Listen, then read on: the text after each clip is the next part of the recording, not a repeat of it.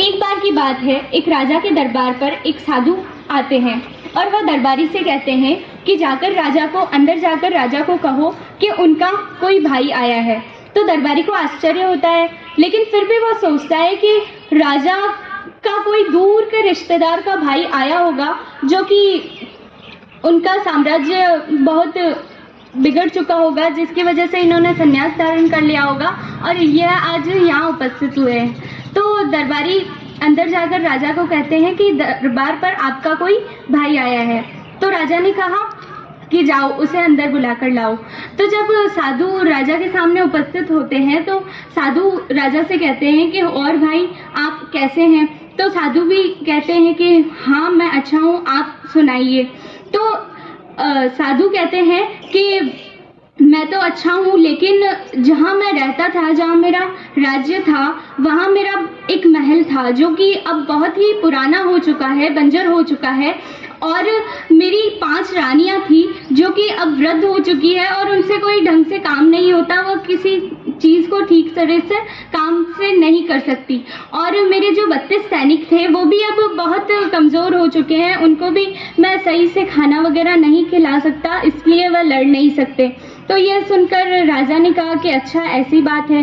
तो राजा ने दरबारी से कहा कि जाओ अपने धन कोष से इनको 10 स्वर्ण मुद्राएं लाकर दे दो। तो साधु को बड़ा आश्चर्य होता है और वह राजा से पूछता है कि मैं तो आपसे इससे भी कई ज़्यादा अधिक की कामना करता हूँ, लेकिन आपने बस इतना ही दिया। तो राजा ने कहा कि इस वर्ष राज्य में बहुत सूखा पड़ गया है, जिसकी वजह से हम आपको इतना ही दे सकते हैं, कृपया करके आप इसी में संतोष कर लें।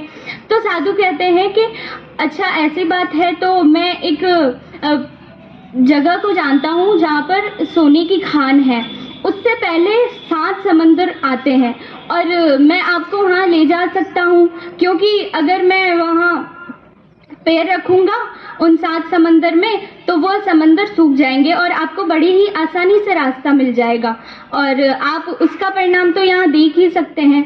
तो ये बात सुनते हुए राजा ने कहा कि जाओ दरबारी, इन्हें 100 स्वर्ण मुद्राएं लाकर दे दो। तो फिर दरबारी ऐसा 100 स्वर्ण मुद्राएं लाता है और साधु के दे देता है। तो साधु बहुत ही खुश होते हुए वहाँ से चला जाता है। तो वहाँ पर जो भी लोग उपस्थित थे उन्होंने राजा से पूछा कि आप जानते हैं कि आपका कोई भी भाई नहीं है और आप अच्छी तरह से जानते हैं कि ये साधु आपसे झूठ बोल रहा था, लेकिन तो भी आपने इसे इतनी स्वर्ण मुद्राएं दे दी, आप इससे बेवकूफ़ बन गए। तो राजा ने कहा कि मैं कोई बेवकूफ़ नहीं बना हूँ, इसने मुझसे बिल्कुल भी झूठ नहीं बोला है, इसने जो भी कहा है वो बिल्कुल सही कहा है। जैसे कि इस दुनिया में 2 ही पहलू होते हैं, राजा और रंक, इसके नाते इसने मुझे अपना भाई बताया।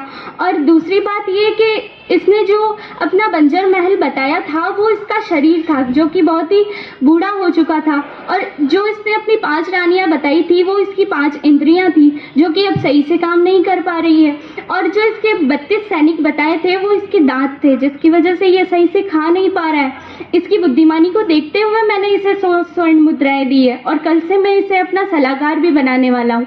तो आप सभी को इससे ये शिक्षा लेनी चाहिए कि किसी के बाहरी आउटफिट से हम उसका अंदाज़ा नहीं लगा सकते कि वो इंसान कैसा है। बाहर से अच्छा दिखना कोई मायने नहीं रखता है, आपके सोच विचार कैसे हैं, आप किसी परिस्थिति को कैसे तरीके से हैंडल करते हैं, ये मायने रखता है। धन्यवाद।